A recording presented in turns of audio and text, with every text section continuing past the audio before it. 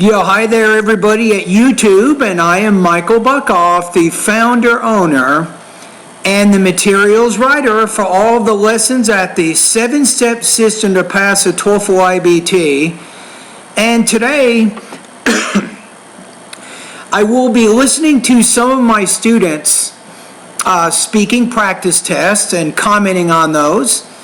And you guys watching it, if you guys have any questions at all, you can ask me your questions in the chat area next to the video. I will check after each practice test and answer your questions. So I just put a link in here under the chat. It's a link to a video I did earlier today. So somebody asked me a question on the internet. The student said, well, what does an essay that scores 30 points out of 30 on the writing section, what does it actually look like? That was the actual student's question. So I put together a video and I gave a sample of an independent and integrated writing practice test. And right after that, I explained why each writing task scored 5.5 out of 5. And I did a complete description of each essay, and you can see that in the video. So maybe after this live stream video feed today, you might want to check out that video. It's very, very important. It'll tell you all the things you need to do in order to get that high writing score. All right, so I do have one grammar question I want to answer right now. I had somebody ask me this question yesterday, so give me a quick second, and then I'm going to get into doing the speaking here in just a minute.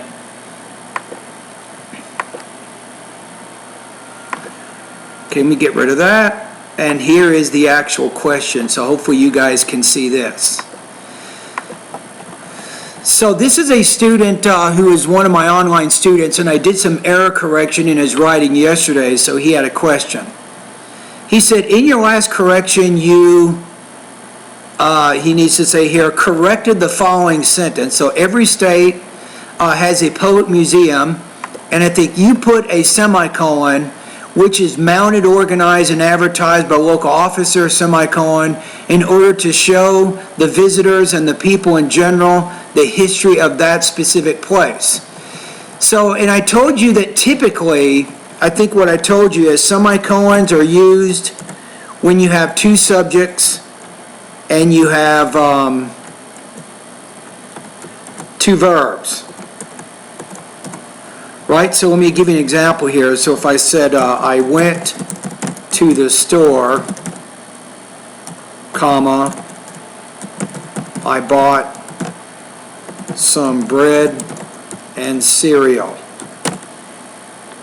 Something along those lines. So it's possible to use a semicolon to join two independent clauses together, right? And you can substitute the semicolon for the comma, and it pretty much works the same way, right? So in your case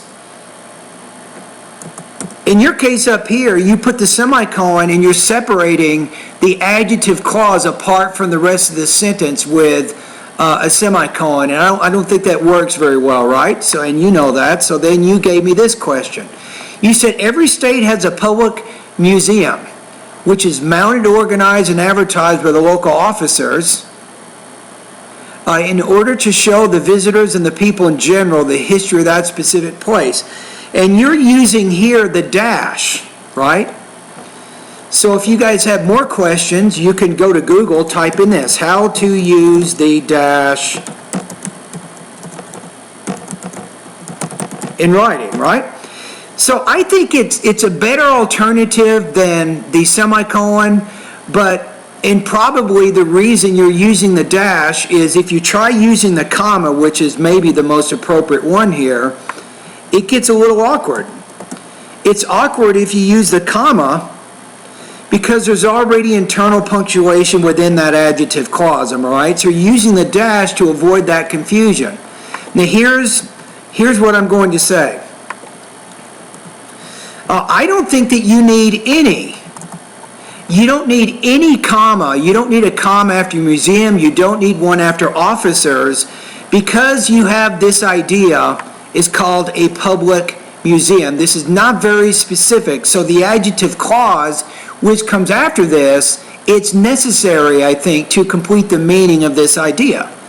So then I'm saying you're using kind of what's called a restrictive adjective clause, and you can go to Google if you're not sure. So if you go to Google, just put, what is a restrictive clause, or commas in restrictive clauses, or commas in non-restrictive clauses, right? So restrictive adjective clauses, typically you don't use commas, right? And that's the example of the one you have up here.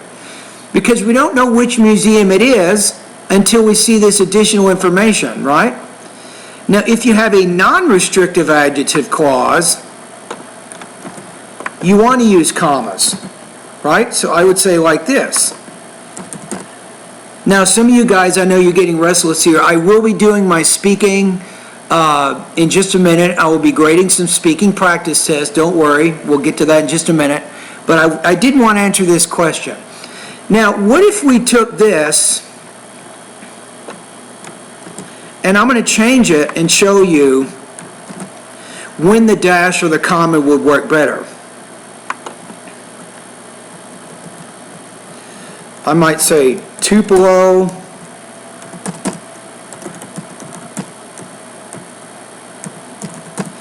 Mississippi,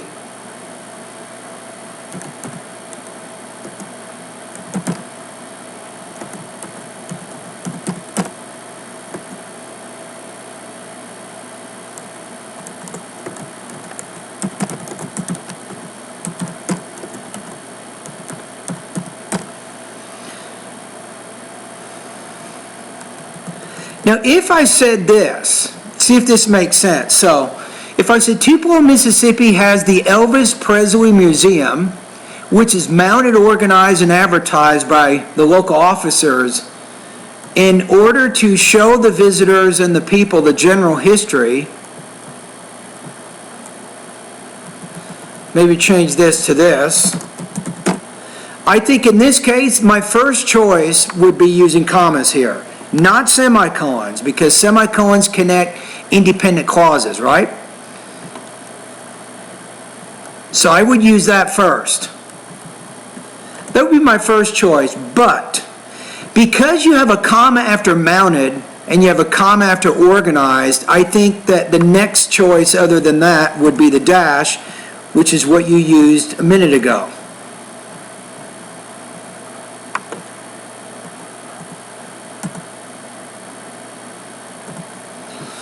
Now I forgot how to make the dash on this computer here, but basically it should be a little bit longer, a longer line, horizontal line than the hyphen. You see what I'm saying? So what I'm saying is this sentence here, I'm using this adjective clause right here. This is the key. I'm using this as a non-restrictive adjective clause. And this is why here I need to use commas. So with non-restrictive adjective clauses, it means that the adjective clause is not necessary to identify, I think, the subject it modifies. I think we typically use commas in those cases, but in this case, I'm using the dash over the comma because of these internal punctuation that already exists within the adjective clause. Now the one above here, every state has a public museum, which is, so because of a public museum, this is a restrictive adjective clause, and we should not use commas in that case. So non-restrictive elements, we use commas. With restrictive elements, we do not. Right, so that's how I would answer that particular question. I think we're okay there. And let me double check one more time, make sure you guys aren't asking me any questions here. So we're okay here.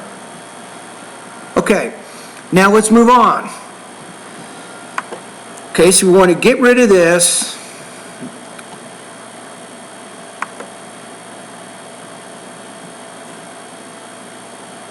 Okay, I'm going over to, okay, here we go. I'm going to get rid of this. I'm going to go back to video, and we will now do some speaking practice. Okay, here we go. All right, for Toefl speaking, so when I'm grading speaking practice tests for my online students, there's a couple of things I like to do. First of all, I want to make sure I am looking at the speaking rubrics when I'm doing this grading, right? So that's one of the things I want to do right now.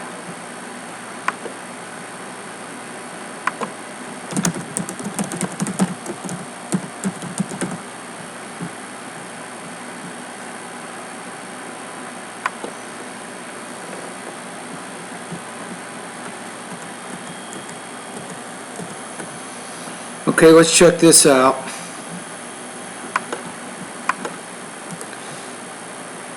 See if you guys can see this. Do you guys see this okay? So this is important. So whenever you're doing speaking practice, this is rule number one, is whoever is scoring your practice test, you want to make sure they're using the official IBT rubrics to score that task. Now personally, what I like to do is I typically look at a speaking task as scoring in the 3 range, and I look at the requirements here. It says the response addresses a task appropriately but may fall short of being fully developed. It is generally intelligible and coherent with some fluidity of expression, though it exhibits some noticeable lapses in the expression of ideas. And then the response at this level is characterized by at least 2. There has to be 2 things here. So speech is generally clear with some fluidity of expression, though minor difficulties with pronunciation, intonation, or pacing are noticeable and may require listener effort at times. The overall intelligibility is not significantly affected. The response demonstrates fairly automatic and effective use of grammar vocabulary and fairly coherent expression of relevant ideas. So response may exhibit some imprecise or inaccurate use of vocabulary or grammar structures, or be somewhat limited in the range of structures used. This may affect overall fluency, but it does not seriously interfere with the communication of the message, right? And then the last part, and remember we're looking in 3 areas here, so this is another tip, is make sure when you are evaluating your own speaking, or somebody else evaluates your speaking, they need to evaluate it in terms of delivery, language use, and topic development. So the last point is response is mostly coherent and sustained and conveys relevant ideas, information. Overall development is somewhat limited. Usually lacks elaboration or specificity. Relationships between ideas at times may not be immediately clear. This is a major problem right here. A lot of students, they're not very specific when they're giving the examples and details in the independent speaking task. They don't really elaborate enough, and they're not going to score 4 unless they have that specificity. Specific details. Think about personalizing your speaking a little bit more. And you will now see, when I listen to the practice test, you will see the kinds of comments that I'm giving students. So if the student is better than what I just read, I give it a 4. If the student is lower than this, I'll give it a 2. But many students, unfortunately, maybe even you might even be watching this video right now, a majority of students, they will fall about 22 to 23 points out of 30 on the Toefl speaking because of some of these requirements here. So you have to be careful and do really good job there. Now, integrated speaking, let's take a look at this. So it says, response fulfills the demands of the task with at most minor lapses in completeness. Actually, let me go to the 3. We know that 4 is perfect. Let's go to 3. So it says, the response addresses a task appropriately, but may fall short of being fully developed. So that describes both tasks. The student is not fully developed in his or her ideas. It is generally intelligible and coherent with some fluidity of expression, though it exhibits some noticeable lapses in the expression of ideas. A response at this level is characterized by at least 2 of the following. So here are the requirements that will put it into the 3 range. Speech is generally clear with some fluidity of expression, but it exhibits minor difficulties with pronunciation, intonation, or pacing, and may require some listener effort. Overall intelligibility remains good, however. It means I can understand most of what the person is saying, right? The response demonstrates fairly automatic and effective use of grammar vocabulary and fairly coherent expression of relevant ideas.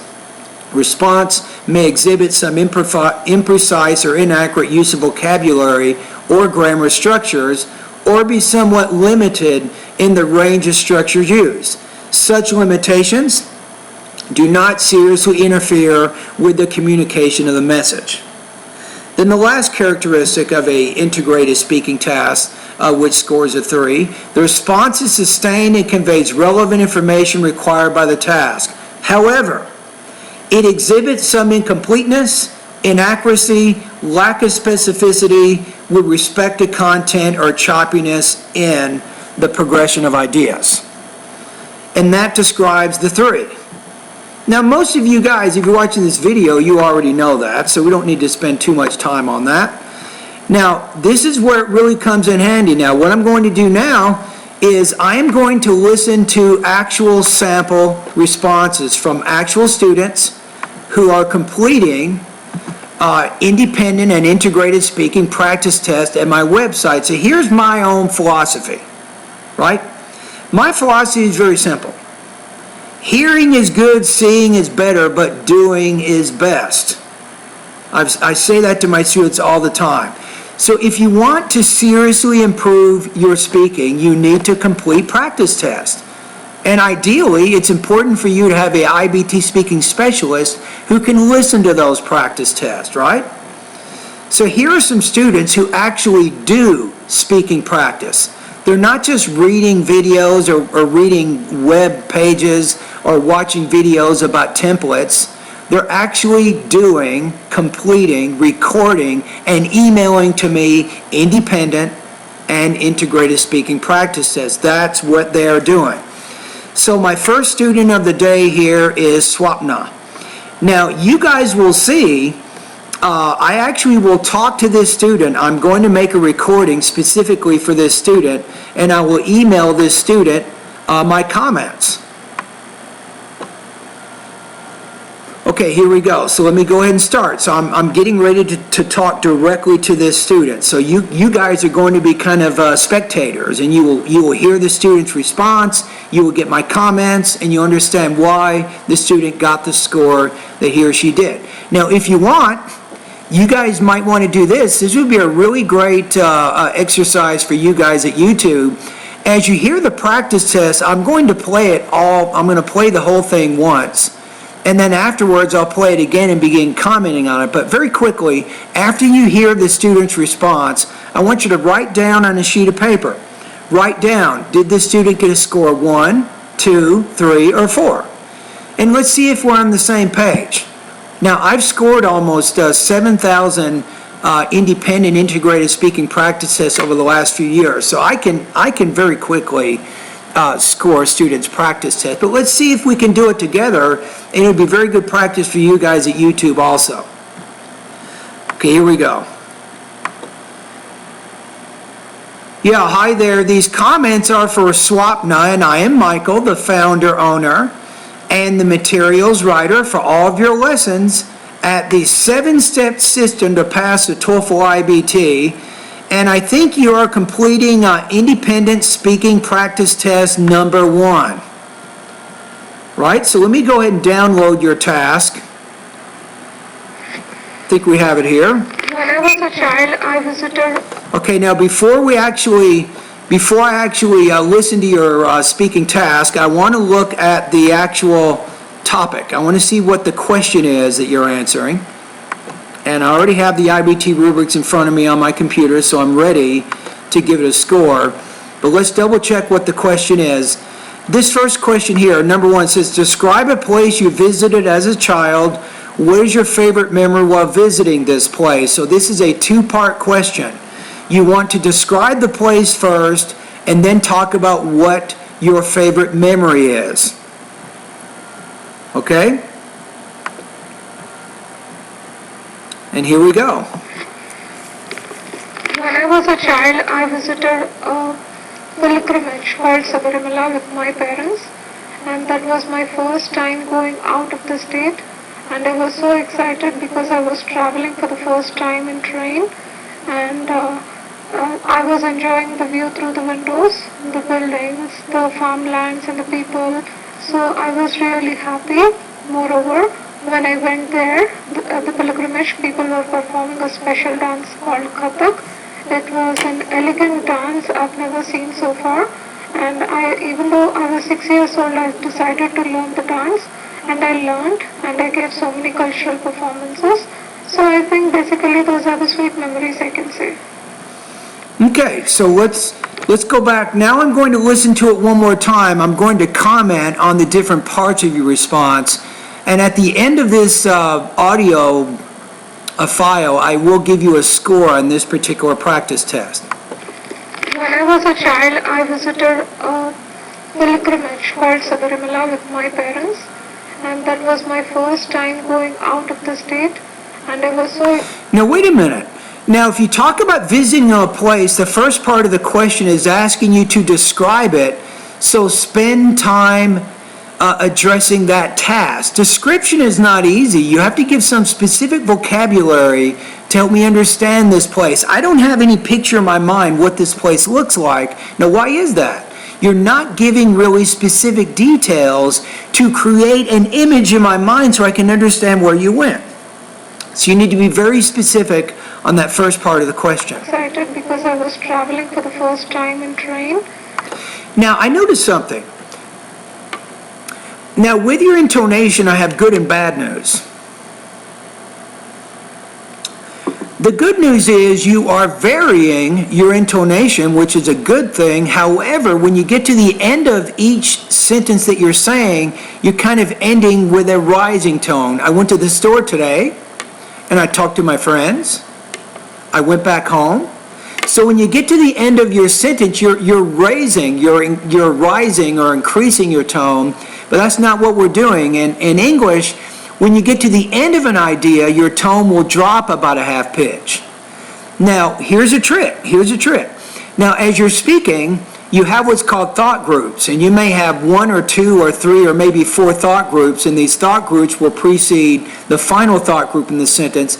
So on all of the thought groups, your tone should be a half pitch higher, except when you get to the last thought group. That's when your tone needs to drop a little bit, right? Now what you should do is, Swapna, is I want you to review my pronunciation lessons on intonation. Those are pronunciation lessons 36 through 40, all of which deal with intonation. And I was enjoying the view through the windows, the buildings, the farmlands. I would just say I was enjoying the view through the windows.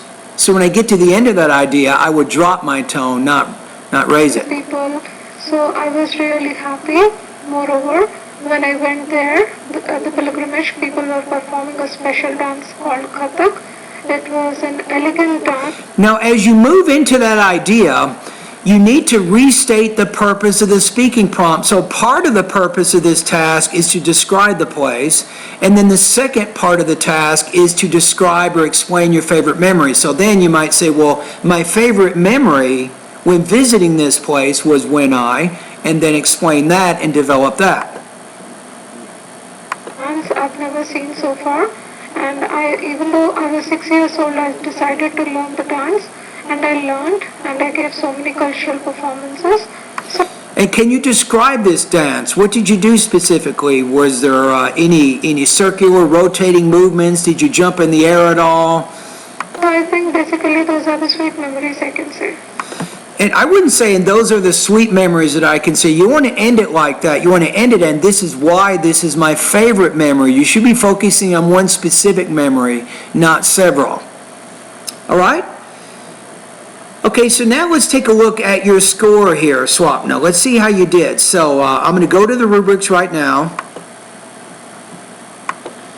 and to give you a score. So I think that your response here falls into the 2 range, so I don't think that you really addressed at least the first part of the speaking task, and you weren't very specific when you talked about the favorite memory there. and sometimes it's difficult to understand how your ideas are connected. You do have some intelligibility problems, as I pointed out. That's why I suggest that you review my pronunciation lessons 36 through 40. Overall, you seem to have pretty good control of your grammar and your vocabulary, other than your vocabulary needs to be a little more specific, especially as it addresses the speaking task. So your score here, I'm going to put you at 2.0 out of 4, and that's going to put you at about 15 points out of 30 on this particular speaking task. All right, let's pause the video here. Okay, now I'm done talking to her. So YouTubers, how did you score? I scored her in the 2 range. I think that perfectly describes how she performed on there. I would not score her lower than that. Okay, I'm going to go ahead and email her these comments that you guys just heard me give. I'm now going to email them to her so she can have these comments.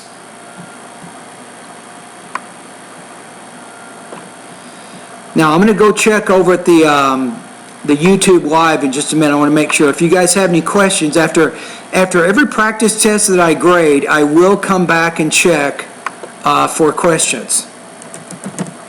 And remember, there's no dumb question. And remember, you guys don't have to agree with everything I say, right? Every student I found out, we all have our unique ways of preparing for the TOEFL exam, and my way may not work for everybody, right? I understand that we all have different kind of ways of approaching things. So I'm getting ready to email this student these comments, so I need to find something quickly here on my computer. Okay, I got it. Here it is.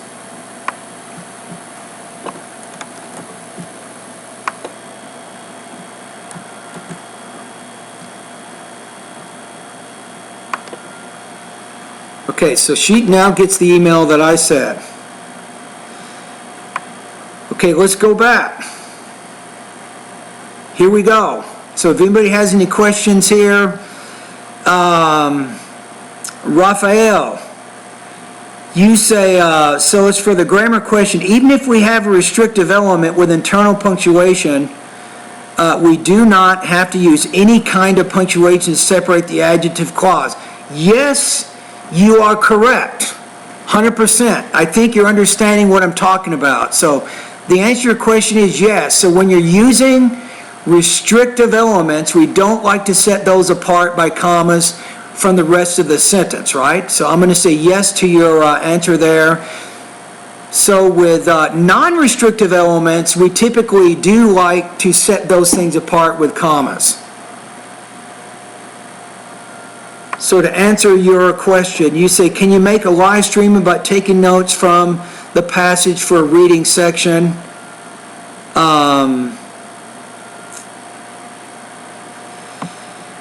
I can do that. I probably will not be doing that today. I'm focusing more on speaking today, Shrikant, so probably not today. We have another question here I'm going to answer from Samarith. Say, how can I check my score? I don't know what you mean. You got to be very specific here. Are you talking about your TOEFL score that you completed at ETS? Are you talking about a writing practice test or a speaking practice test that one of my students submitted? So you have to give me a lot more context, I think, before I can answer that particular question. All right, so I'm going back to grading speaking. I will come back in just a minute, everybody, and I will see what other questions you guys have. And thank you for participating in this live stream, by the way. Okay, here we go. So now I'm going to my next student. So students in my online course, here's what I do. Whoever submits a practice test first that day, I will grade that one first, and then second, third, and so on. So I do them in order. Now, a lot of you guys from YouTube, I know many of you join my online TOEFL course. Now, I want to be honest with you, I do have a rule. Now, keep in mind, you guys got to understand this point. Most online TOEFL courses, they don't even allow you to do speaking practice. You can't do any writing practice. Have you taken the Toefl IBT course from ETS, their online course? No. You just take a bunch of practice tests, you don't get any feedback, right? Or if you go to Noteful, again, you're watching a whole bunch of videos, you're not getting any specific feedback there. Now, in my online course, I offer feedback which is very different from a majority of the courses you see online. Now, here's my rule, though. You can send me one speaking and one writing practice test every day. That's my rule. Now, if you miss 3 or 4 days, you can't come back on the 3rd or 4th day and send me 3. You can only send me one speaking and one writing practice test every 24 hours. And I will give you feedback just like you're seeing in this video. No joke, exactly like this. My job is to help my students, really. There's 2 reasons for me to have my online TOEFL course. Number 1, I want to help my students get higher than 26 points on the speaking section. That's my first goal. Number 2, I want to help these students get higher than 24 points on the writing. And I want my students overall to try to get between 90 and 100 or above on the TOEFL IBT exam. Think about that. Would you be upset if you took the TOEFL test and got 28 points on the speaking section? Probably not, right? Okay, here we go. So I'm going to my next student now. This is Saruthi. Now, Saruthi is answering this question. I'm going to read it right now. Most people agree that it is important to exercise. Some of them run, whereas others prefer to bicycle. Which of the 2 do you prefer, running or riding a bicycle when exercising? Be sure to use details and examples to support your point of view. Now, you guys ready? Now, let's do what we did last time. You guys ready? You ready to think? Now, if you want to look at the rubrics, you can go online. You can type in the TOEFL speaking rubrics, and you can find the web page. Now, I'm going to download the student speaking file. I want you guys at YouTube to write down a score. 1, 2, 3, or 4. What score would you give this student? And then I will also comment on what score I gave this student and why. Okay, I'm going to download it right now. If I had to choose between the 2 forms of Okay, remember, here's a question. Most people agree that it is important to exercise. So some run, some bicycle. So which do you prefer? That's what she's answering. If I had to choose between the 2 forms of exercise, I would choose running. First, running is better in my case because it is cheaper. For example, if I run, I will buy some shorts, a t-shirt and some shoes which will cost me a little more than $100. However, if I buy a bicycle and all of the gear associated with it, maybe I'll have to pay more than $1,000. Next, I feel running is safer. For instance, if I want to run, I could run on the sidewalk or on the trails by my house by avoiding the traffic and accidents. If I had to choose between the 2. All right, so you guys write down your number. Would you give the student a 4? How about a 3? Would you score it a 2 or would you score it a 1? So write down your number right now. You guys ready? Now, because once I start giving comments, I'm going to influence your own opinions, but I want you to give a comment independent of what I say about this student speaking. Remember that part of, I think, getting a good score in the speaking is to really understand what it is you need to do and how you need to do it.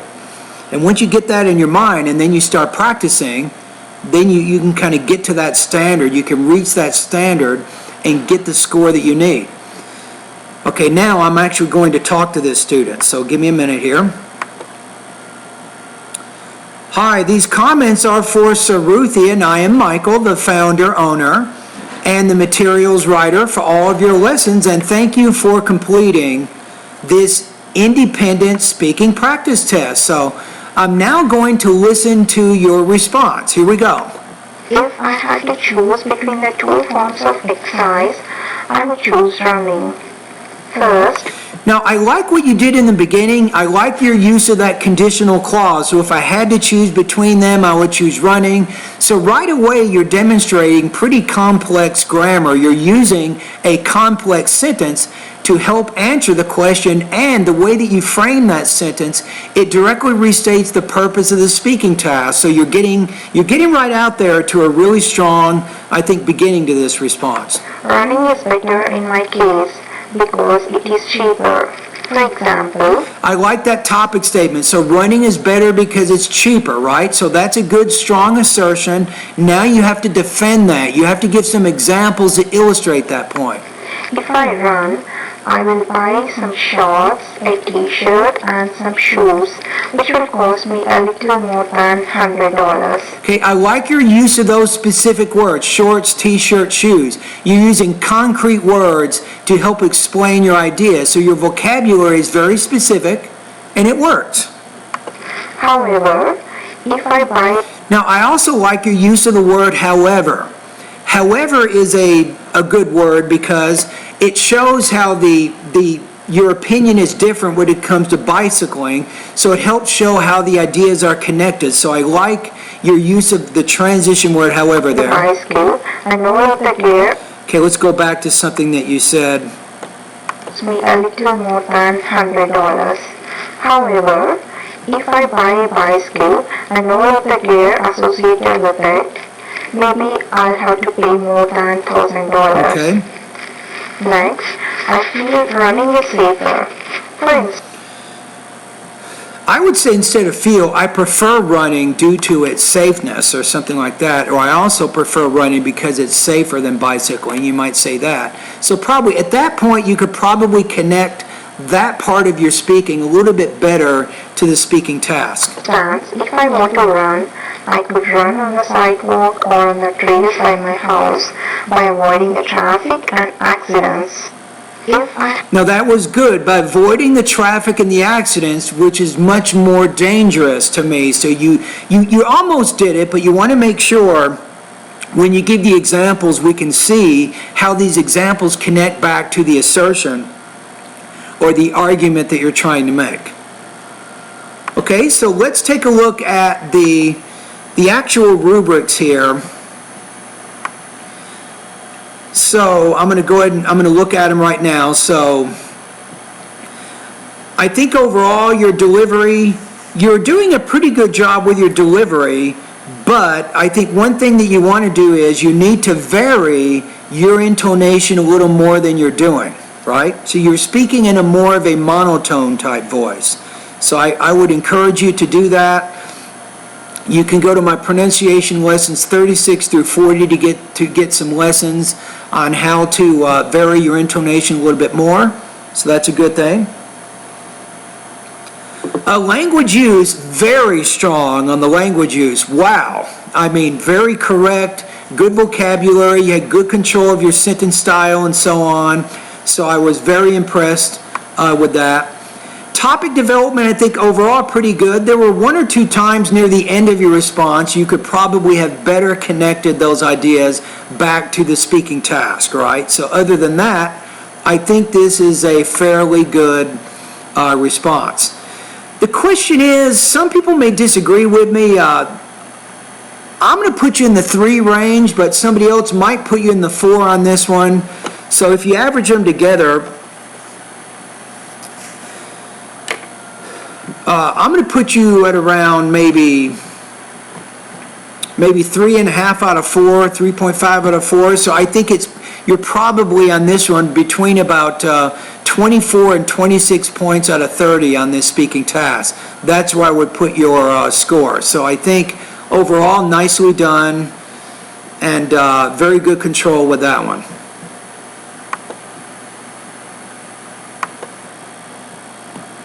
Okay, so I'm done with hers. So how did you guys do with this one?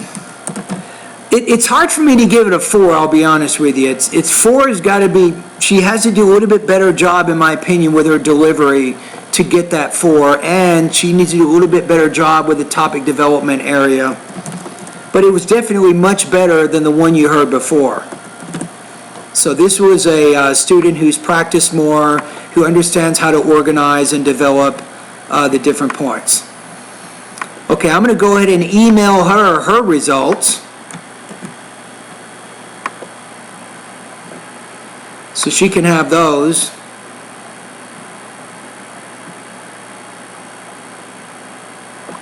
Okay, here it is.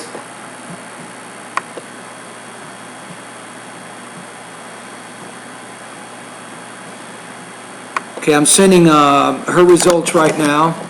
Now you guys, I'm going to take a 1-minute break here, so give me just a quick second and I will be right back.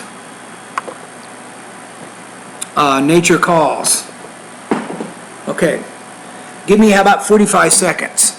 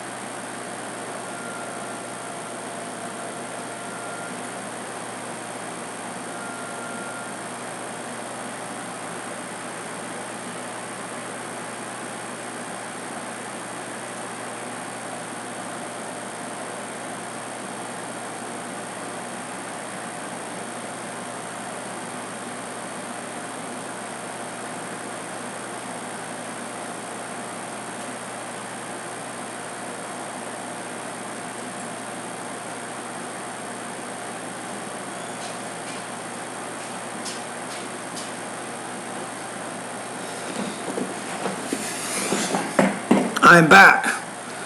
Okay, let me go over to YouTube again one more time, check some of your questions. Okay, what do we got?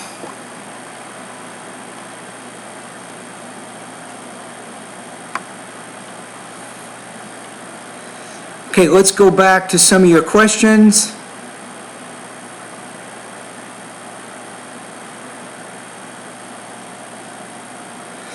Okay, let's go to, I'm going to say Samar. So how can I check my score speaking? How to submit my speaking sample? Okay, so when you're doing your speaking practice for my online Toefl course, typically there's one of two ways, I think, to do your speaking practice. Number one, you simply go to my website, you find the speaking practice test, you watch the video, or I have a web page which lists over 300 speaking topics. So you record yourself answering the question and then you simply email it to me. That's how you can submit it. Or you can join my VoxyPop discussion group. If you want to do that, you can send me an email. I will send you a link to the VoxyPop discussion group. And you can submit it online that way. But remember, VoxyPop doesn't always work. It's not my own personal website. And sometimes the website goes down for weeks at a time. So in those cases, obviously, you want to email me your speaking practice. Suya.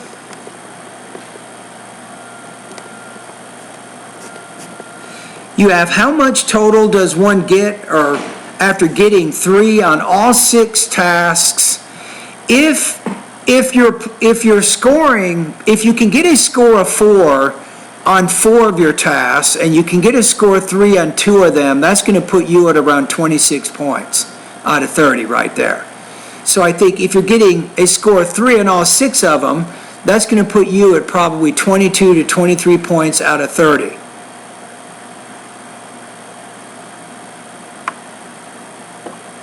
All right? Okay, let's move ahead. So let's go over to the next one. I have more speaking practice here.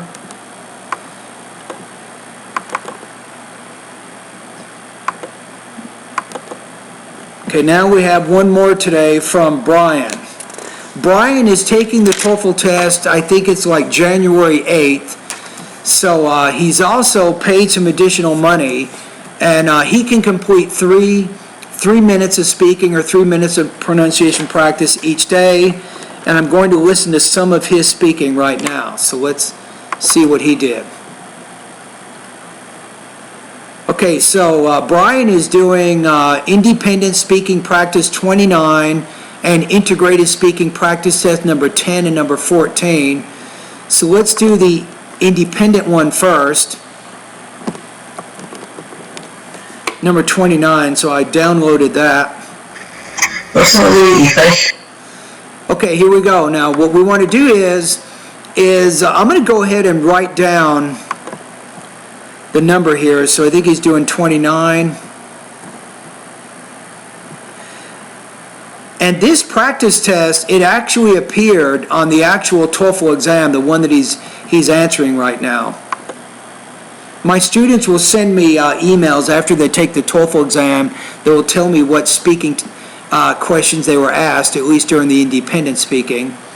Okay, so here's a question he's answering. Talk about a situation when you had difficulties. Who helped you find the solution? Describe the situation and how it ended. Okay, so he has to describe the situation, he has to talk about how it ended ultimately, and then who helped him find a solution to that. So remember this one? Some of the TOEFL questions, you can't just say, well, I have several reasons for my point of view. A lot of people try to answer TOEFL speaking that way, but a lot of these questions are very different, and you cannot frame your response in that manner. So you should be prepared for any kind of question. It's not just, do you agree or disagree with this thing? Okay, so let's go ahead and listen to his response. Now, you guys ready? You got a pen? Got some paper? So what I want you guys to do is I want you to write down what score you would give him. Score of 1, 2, 3, or 4.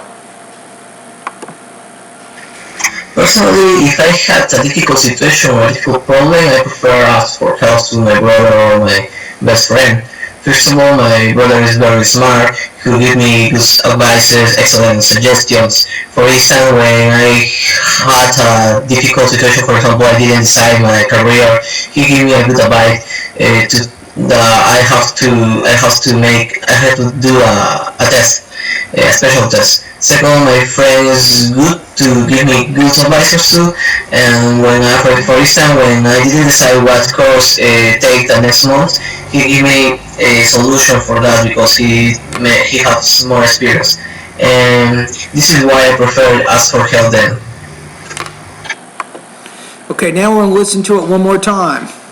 And I'm going to give my comments to him now, too. Yeah, hi there, Brian, and this is Michael, the founder, owner, and the materials writer for all of your lessons at the 7-Step System to Pass a TOEFL IBT, and I'm going to listen to your independent speaking practice test number 29. So talk about a situation when you had difficulties. Who helped you find the solution? Describe the situation and how it ended. Personally, if I had a difficult situation or a difficult problem, I prefer ask for help to my brother or my best friend. Now, if I had, I would ask, but what are you doing there? You're kind of talking hypothetically, but that's not the question. The question is to talk about a situation. So you want to be very specific in the beginning. You can say, well, a difficult situation I had was when I was trying to choose a course for my major, right? So you describe that situation, then talk about how your brother or your friend helped you resolve that. So in the beginning of your response, you're not really directly addressing this task. First of all, my brother is very smart, he will give me good advices, excellent. Who gives me, and don't say advices. Advice is an uncount noun. You can't put S on it. So just say, my brother gives me good advice. And suggestions. For instance, when I had a difficult situation, for example, I didn't decide my career, he gave me a good advice. This is the question. You should have started your response right here. So, well, a difficult situation personally was when I was choosing my career, and my brother was important in helping me resolve this conflict. Then you describe, first of all, I was having difficulty choosing my career because, and then after you describe that, and then say, okay, my brother was important because he, blah, blah, blah, and then you would have exactly addressed this task. I have to do a Let me go back. You're having a lot of pauses, a lot of hesitations in there. Career, he gave me a good advice to the I have to do a test. How about this? He advised that I take a test. If you said that, that would be a little bit smoother with your grammar. So I think sometimes when you're speaking, you're not sure what type of grammar to use or how to create the grammar. Like I told you, probably, well, he advised that I blah, blah, blah, say it that way, and then it would be a lot less cumbersome. The way you said that, you would have had fewer grammatical errors. Yeah, special test. Second, my friend is good to give me good advice too, and when I apply for it. Second, my friends give me good advice too. No, you're all over the place. I mean, you're talking about your brother, you're talking about your friend, you're not very specific in the beginning as to what the situation is, so you're not really exactly focusing on this speaking prompt. Then when I didn't decide what course take the next month. So now you're moving on to another topic. The real topic here is choosing your career, and you should have framed the whole independent speaking around that one idea. You would have had a lot better organization. You would have been more specific in the details that you were using, and you would have scored higher. He gave me a solution for that because he has more experience, and this is why I prefer ask for help then. But this is why I prefer to ask for help, but that's not even the question. But when you get to the end, you say, well, this is a difficult situation that I had to face. That's how I would end it. So you want to make sure that you look at the speaking prompt, you understand what it is you're being asked to do. Okay, so let's take a look at the actual rubrics here so we can give you a score. On this one, give me a quick second here, hold on a minute.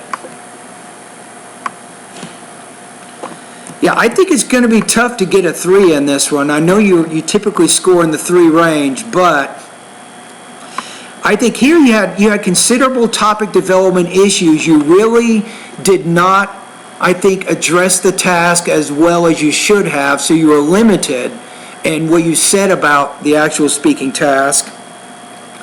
You had, I think, some pauses and some hesitations, I think, with your delivery. So if you go to the pronunciation area in my course, focus on thought groups and blending. This is pronunciation lessons 41 through 44. I think would be good for you at this point. And language use, again, you're limited a little bit with your grammar, so you're not sure sometimes how to combine ideas and how to phrase your sentences. So if you go to the grammar part of my course, focus on those lessons. They focus on either compound sentences, complex sentences. Focus on the grammar lessons with the following titles: noun clauses, adjective clauses, adverb clauses. I think you need to understand how to use a little bit more advanced grammar, and those specific lessons will help you to do that. So I'm going to put you between about 2 and 3. I'm going to put you at about 2.5 on this one, 19 points out of 30. So there are some good things that you did there, but I think some of the problems I just described are dragging down your response. All right, so let's go to the next one. So you sent me another one. This is Integrated Speaking Practice Test number 10. So let me download this one so I can listen to it. So Integrated Speaking. Okay, here we go. The lecturer states that there is a teacher who gives their student a writing assignment, and he gives the requirement of this writing assignment. They mention to get a good score or to ace the writing assignment, this writing has to have at least 7 pages or 8 pages. In the same time, they discusses the teacher could be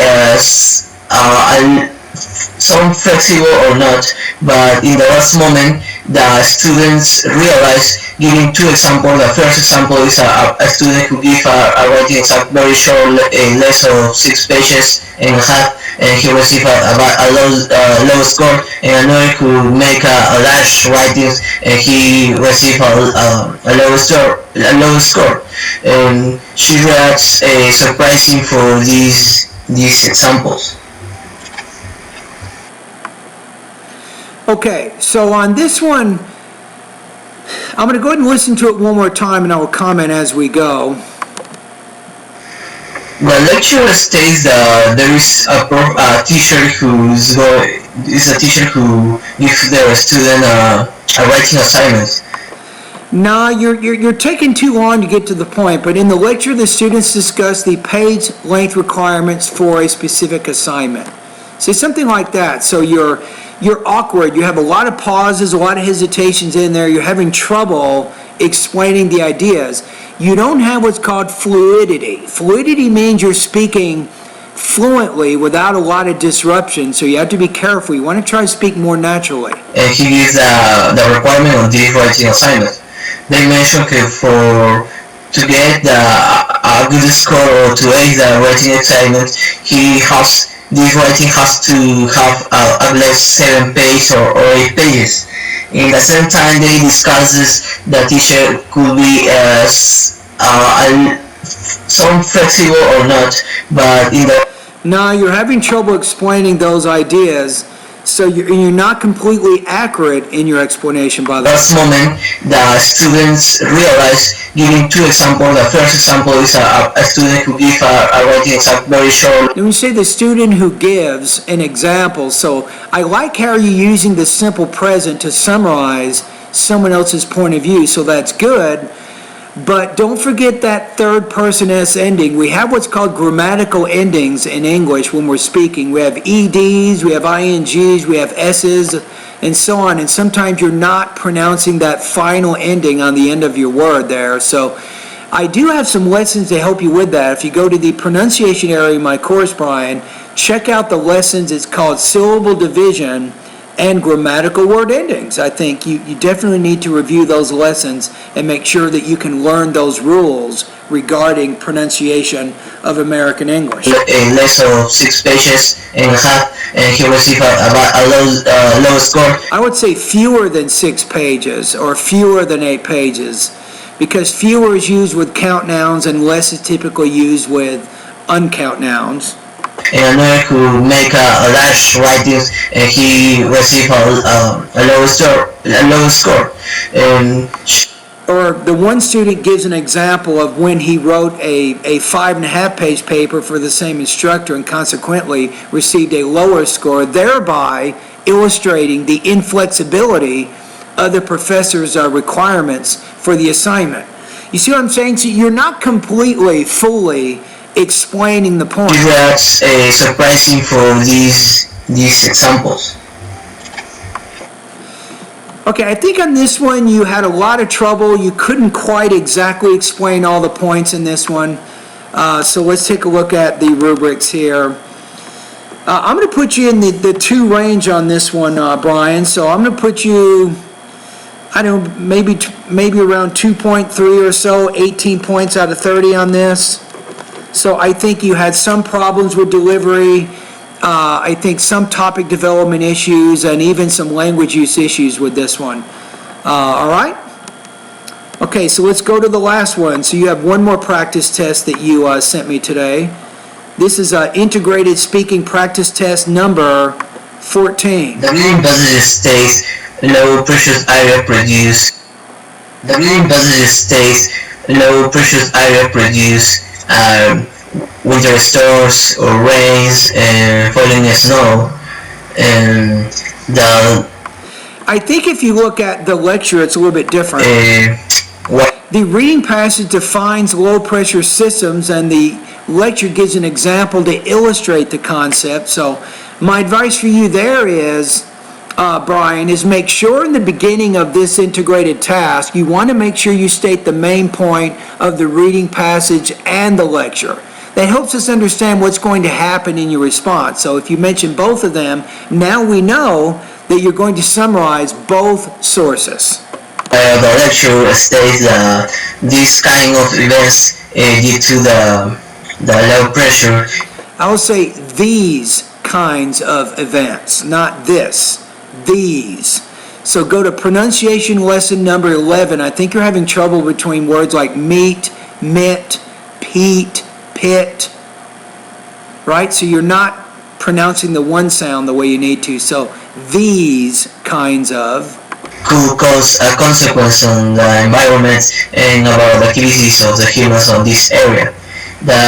First of all, the winter storm produced a large decrease about the temperature, like a minus of 7 degrees. Now, what is the lecture doing? It gives an example of what's called a blizzard.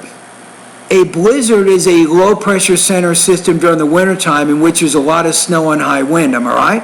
But you're not explaining that. You're explaining a lot of information, but you probably heard the word, did not know what it was or what it meant or how to pronounce it, so you're avoiding that word. But unfortunately, blizzard, that particular word is very, very important for the lecture, and you must address it. Address it, define it, explain it, exemplify it, and so on. And this cause some schools could be closed by this time. And another way is that the falling snow it cover all the soil or sometimes the cars, and this produces a lot of problem. This is how the lecture support the idea of the reading.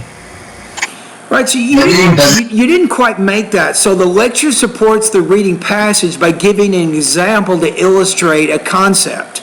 The concept is more low-pressure centers. And then the lecture gives an example to illustrate that concept, right? So you don't really have that clear connection, I think, of ideas in terms of connecting the purpose of the reading and the lecture, and you didn't really have that introduction in the beginning that explicitly showed that connection. All right, so let's take a look here. So let me go over to the integrated speaking rubrics here so I can give you an accurate score.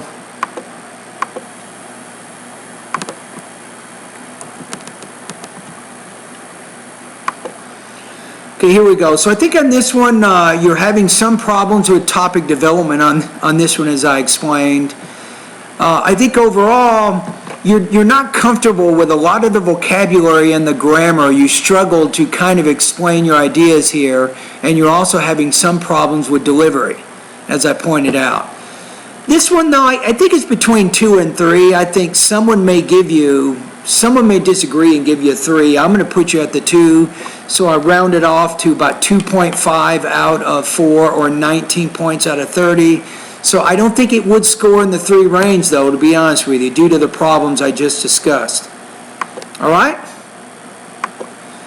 Okay, I just finished. So these are my comments to Brian.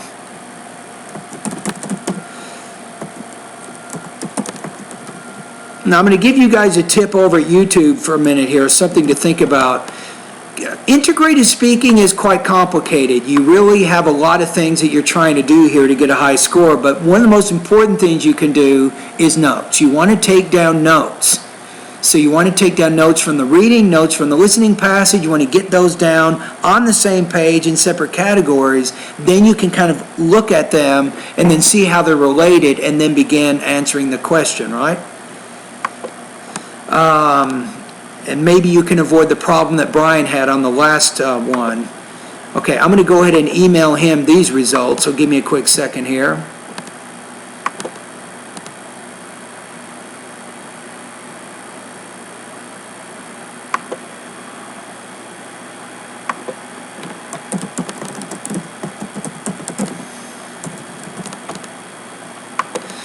Okay, here's my comments over at for YouTube guys. Here's something that I want you guys to think about.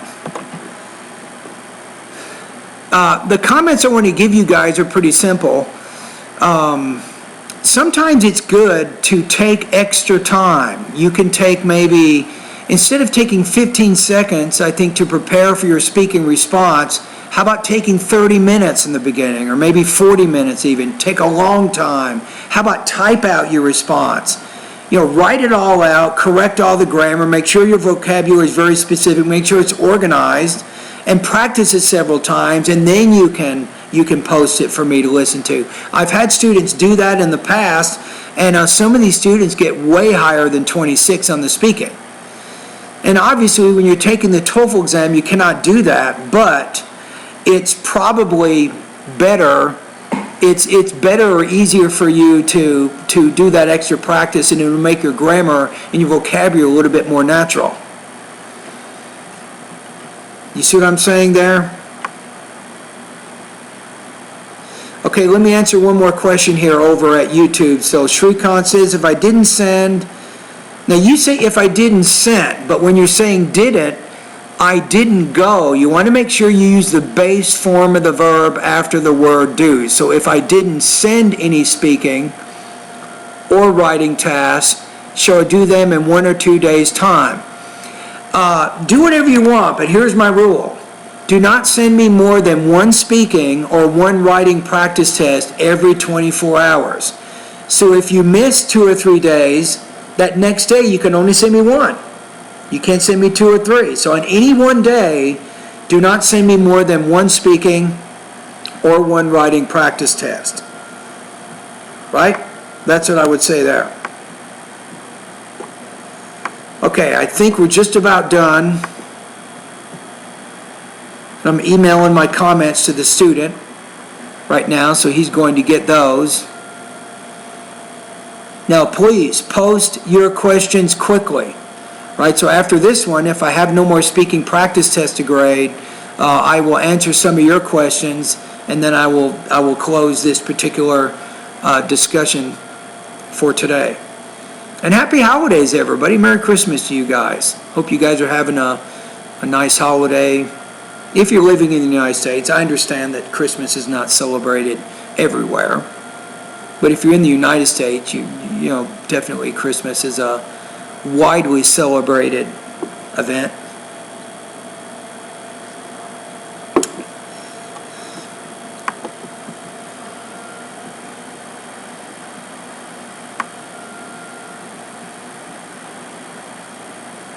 Okay, so I think we're good here.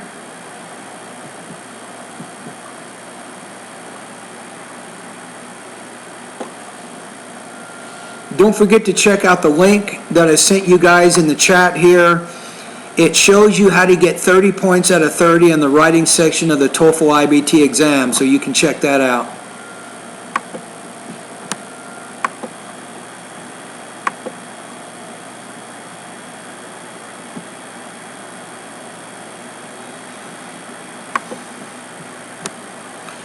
Okay, I think that's it. So I think I have pretty much everything I need to talk about today. For more questions, I will put an email right below here so you guys can take a look at it. Now, wait a minute. One more question.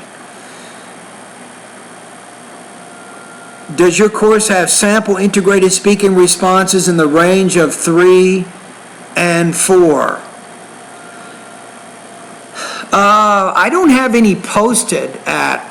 That's probably something I could post in there. So I don't have any actual recordings that I've put at my website that would focus in the 3 or 4 range. So I'm going to say no to that particular question.